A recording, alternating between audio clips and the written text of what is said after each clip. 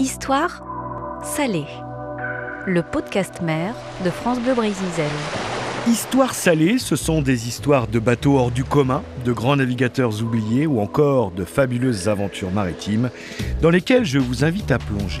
Et justement, dans ce nouveau numéro, nous allons aller sous l'eau puisque nous allons suivre des passionnés d'archéologie sous-marine, des chasseurs d'épaves.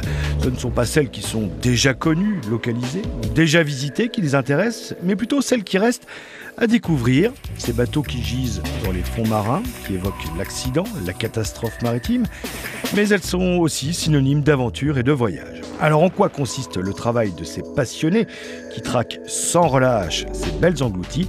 Je me suis rendu chez l'un de ces détectives de la mer, à Quimper, dans le Finistère. Il s'appelle Benjamin Pépi. Il est l'auteur de livres sur les épaves en Bretagne. Il m'accueille chez lui avant de partir en mer sur le site d'une épave découverte récemment. Salut Benjamin. Salut Jérôme. J'espère que t'as pas peur des chiens. J'adore les toutous. Ce que je te propose, c'est qu'on aille dans le bureau pour discuter. Eh ben ça marche. Sinon, il va y avoir de l'ambiance avec les chiens. Bonjour le chien. Plouf, plouf. Ah ben ça voit pas. Nous sommes dans le bureau de Benjamin Pépi. Il y a des maquettes de bateaux. Il y a évidemment des livres consacrés à l'archéologie sous-marine, aux bateaux. Benjamin, ce qu'il faut préciser, c'est que les recherches, ça se fait à terre. Oui, on passe beaucoup de temps en fait à rechercher des informations avant d'aller en mer. Donc la première source d'information, ça va être les livres que vous voyez autour, mais c'est pas la source d'origine. Donc en fait, voilà, c'est notre première source. On va trouver un détail qui va nous faire dire qu'il y a eu certainement, probablement une épave à tel endroit.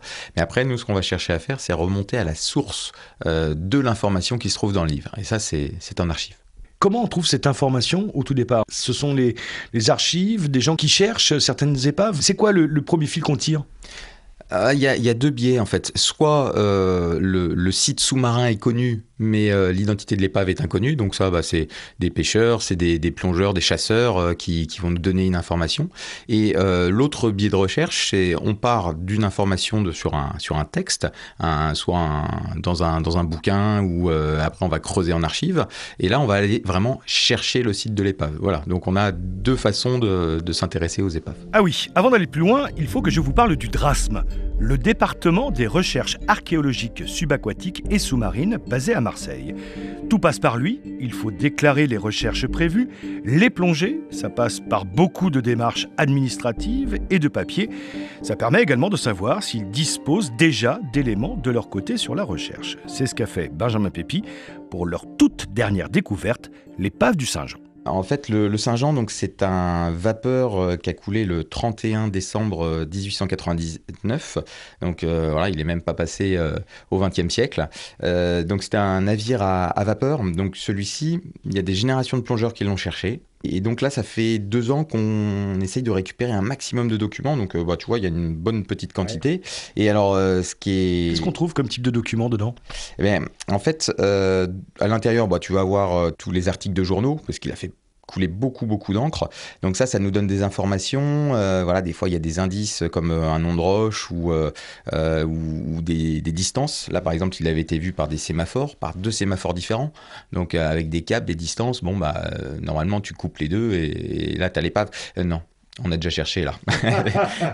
Et là, il n'y a pas. Non. Et puis après, dernièrement, il y a Marie-Hélène, qu'on salue. Elle nous a trouvé une carte qui a été dessinée à l'époque, où il y a le nom d'une roche, la roche Camouk. Et puis, on a, la croix, en fait, marquée Saint-Jean.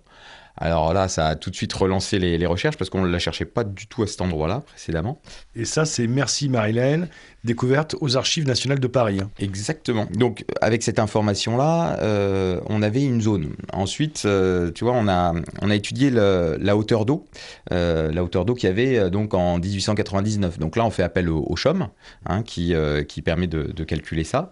Et dans les articles de journaux, ça c'était assez intéressant. Et puis c'est repris dans le rapport, ils indiquaient que le lendemain, il y avait juste le haut de la cheminée et les mâts qui dépassaient.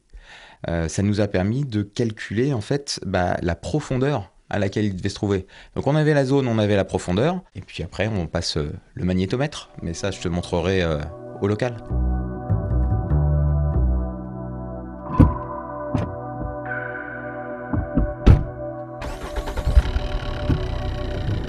Direction la SEB, un club de plongée basé à Quimper, dans le Finistère. Parmi leurs activités, la recherche et l'identification d'épaves situées entre Brest et Lorient. Un autre chasseur d'épaves, Jean Rouleau, prépare le matériel avant de prendre la mer et de plonger sur l'épave du Saint-Jean.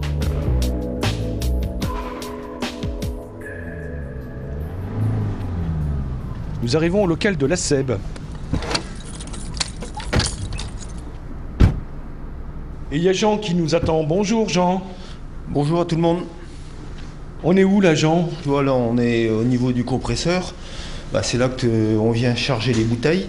Et puis on va embarquer les bouteilles dont on a besoin aujourd'hui, qu'on a gonflées à 230 bars.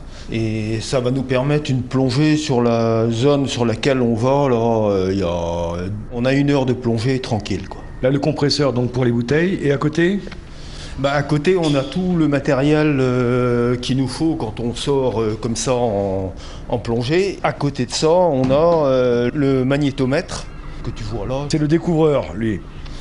C'est une grosse aide à la découverte. À partir du moment où on a une épave métallique qui a une résonance importante, parce qu'en fait, le magnétomètre, c'est une torpille que tu remorques derrière le bateau à une distance suffisante pour ne pas être perturbé par le moteur du bateau. Et en fait, c'est quelque chose qui détecte les changements magnétiques. Et une masse métallique présente une anomalie magnétique. Et donc l'appareil nous indique par un signal sonore, d'une part, qu'il y a quelque chose qui se passe au fond, à l'endroit à pic au-dessous du magnétomètre. Et en même temps, on a une courbe qui s'affiche sur un écran et qui nous permet de voir qu'effectivement, il y a quelque chose d'intéressant, sinon de très intéressant, qui se manifeste. Et ça, c'est la torpille. Alors, tu vois cette torpille-là, qui est noire, celle-là, on la remorque au pendant d'un petit radeau. On a un radeau en surface, en PVC, qui est remorqué à une trentaine de mètres derrière le bateau pour ne pas avoir l'interférence des masses métalliques de notre bateau de remorquage. Et cette torpille, en fait, on la stabilise à quelques mètres sous la surface et elle nous indique les changements magnétiques. Donc, lors de la première journée, on a fait des passes de 50 mètres. On a repéré 2 zones prometteuses. Et donc là, on va ensuite faire des passes de 15 mètres pour essayer d'affiner un petit peu la recherche. On a quelque chose. Alors, là, ça sort carrément de l'écran.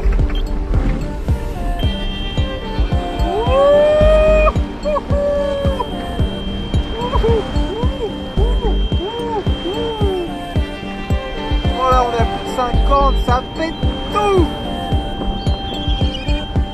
Oh là là, l'inversion de malade. L'inversion de dingue. Putain. 31, on n'a rien.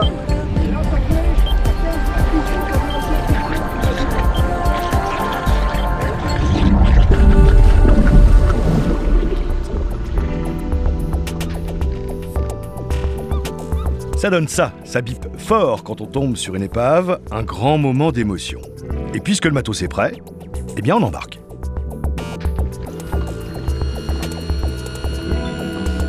Mise à l'eau du moteur.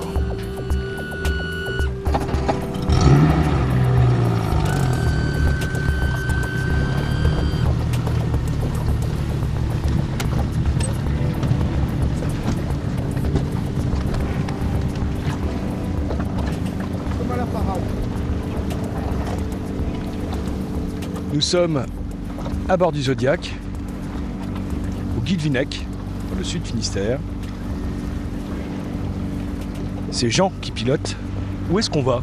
Là, on va sur le site du Saint-Jean et on va faire une petite plongée dessus parce que, comme on te l'a raconté, on l'a trouvé en magnétométrie. Donc on a un écho magnifique. On a identifié l'épave et là, on va se faire plaisir. On va couper un peu de laminaire pour dégager la zone parce que c'est très riche en biotope mais aussi en éléments. Il y a les membrures qui sortent, l'arbre d'hélice qu'on voit, l'hélice ayant été démontée par des ferrailleurs et différents objets qui font rêver tout un chacun. Benjamin, cette mer d'Iroise et ce secteur du sud Finistère, mais également tout au long des côtes bretonnes, c'est vraiment une mine d'or en terre d'épaves. Il y a beaucoup d'épaves dans ce secteur. Ah oui, c'est complètement hallucinant parce que c'est une grande route maritime. Tous les marins qui voulaient passer de l'Europe du Nord au sud passaient forcément par les côtes bretonnes. En plus, comme on le sait, c'est quand même assez mal pavé. Donc entre les courants, le brouillard qu'on pouvait retrouver très fréquemment, il y a énormément d'épaves. Et des épaves de toutes les époques également. Oui, et surtout avant le GPS, on va dire. Parce que quand c'était fait à l'estime, par exemple, il y a, sur la côte sud du Finistère, il y a beaucoup de navires qui s'y sont perdus venant d'Espagne parce qu'ils transportaient du minerai de fer. Et comme à l'époque, en fait, on n'utilisait que les compas pour se diriger et les estimes, les compas étaient souvent faussés par le minerai de fer. Et donc c'est pour ça qu'on en a énormément du côté du Guilvinec parce qu'ils pensaient qu'ils allaient passer la pointe bretonne de nuit et finalement les phares étaient confondus, il n'y avait pas une bonne visibilité ou de la brume comme on disait et voilà, ils se perdaient sur les hauts fonds.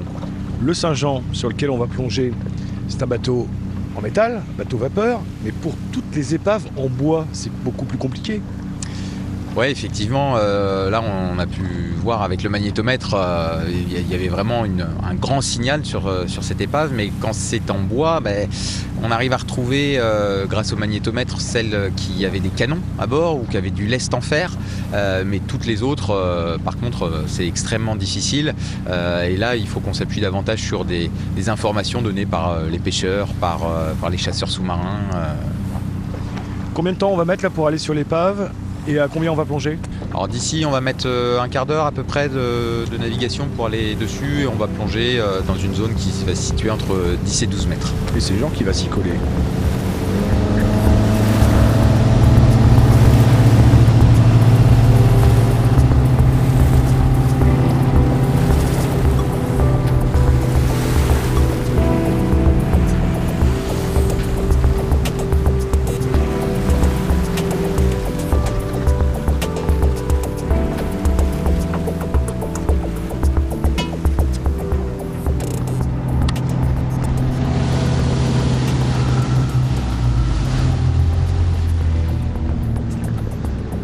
Ça y est, nous venons d'arriver sur le site de l'épave du Saint-Jean. Jean, lui, s'habille, combinaison de néoprène, bouteille, et Jean, ça va être parti pour la plongée. Bah oui, on va y aller là. Il n'y a plus qu'à enfiler les palmes et puis je me jette à l'eau.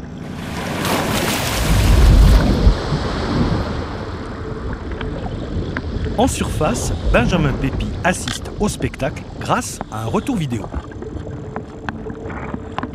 Incroyable, le sifflet à vapeur, c'est vraiment exceptionnel. Ah, on voit vraiment que l'épave est encore vierge. Alors vous voyez ici les membrures qui nous indiquent que nous venons de trouver une des limites de la coque. Et sous la coque, l'ambiance est bien différente. Il n'y a plus d'algues et les objets sont beaucoup plus visibles. On voit que les hublots étaient fixes et en deux parties. Ça, c'est beau. Et regardez, en fauchant les algues, Jean a fait apparaître l'arbre d'hélice qui semble sectionné.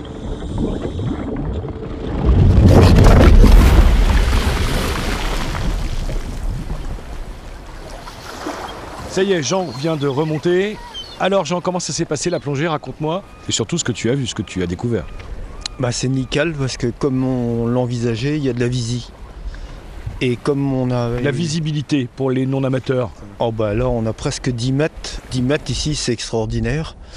Alors, il y a quelques homards qui traînent, des vieilles, des araignées, mais surtout l'arbre d'hélice qui a été coupé à un certain niveau, puisque l'hélice a été enlevée.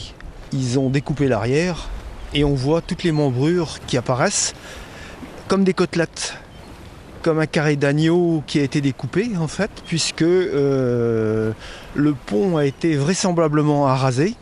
Les mâts qui sortaient ont disparu bien sûr, et les documents nous ont démontré que la machine et une partie des treuils ont été enlevés.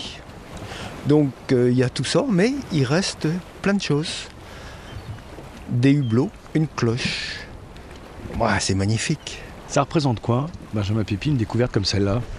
Oh, c'est extraordinaire. Première plongée, on tombe sur la cloche, le sifflet à vapeur, enfin des hublots partout. Clairement, on est face à une épave vierge. Donc, découvrir une épave vierge de vapeur par 12 mètres de profondeur, c'est extraordinaire parce qu'on va pouvoir sortir un maximum d'informations sur la vie à bord. Parce que toutes les autres épaves de cette période qui sont dans ces profondeurs-là, donc accessibles facilement à la plongée, elles ont été visitées, revisitées, vidées. Là, on arrive près de la chaudière, on voit encore les briques de charbon qui sont encore bien rangées dans la cale. Voilà, tous les hublots. Alors c'est marrant parce que c'est des hublots de coque, donc il y a deux parties, une partie de chaque côté de la coque. Mais là, la coque a disparu. Donc on retrouve les deux parties collées. Donc si ça avait été bougé, on n'aurait jamais eu cette information. On aurait supposé que c'était deux hublots différents, alors que là, c'en est qu'un seul. On va faire remonter l'info au DRASM maintenant. On va leur demander maintenant l'autorisation de pouvoir sauver un peu tout ce mobilier, parce que c'est évident que voilà, l'information va vite se savoir.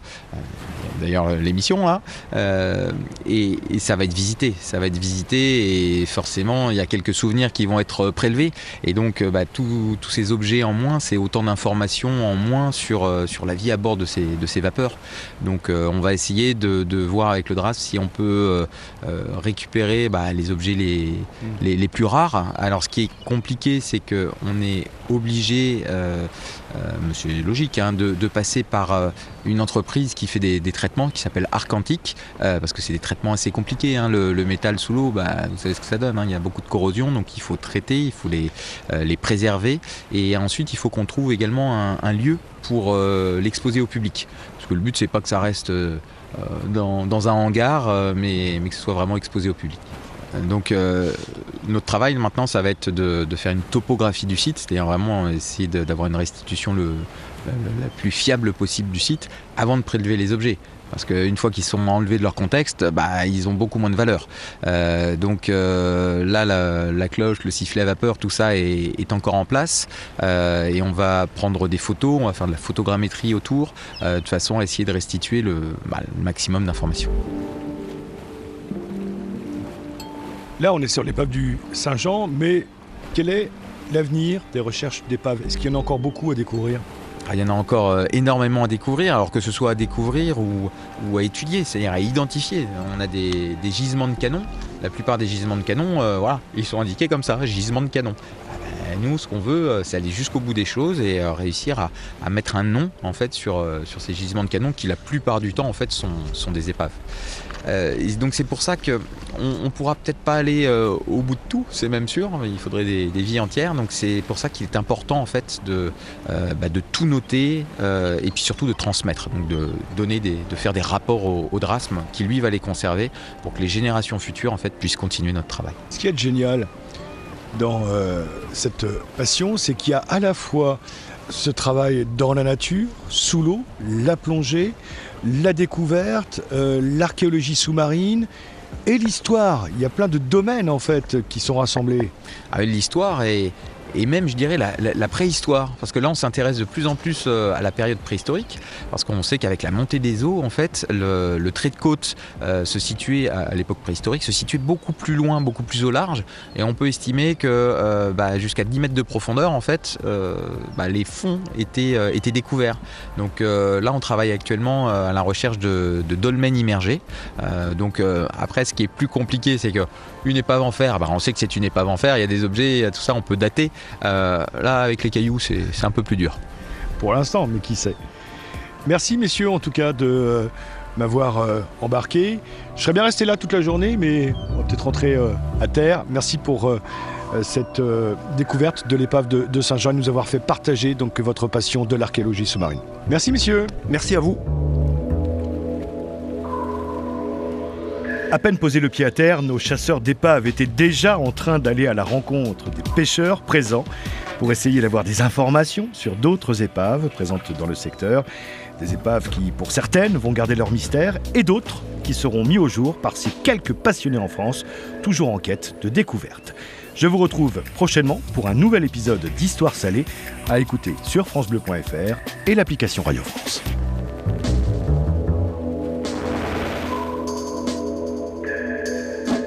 Histoire salée, le podcast mer de France Bleu Brésil.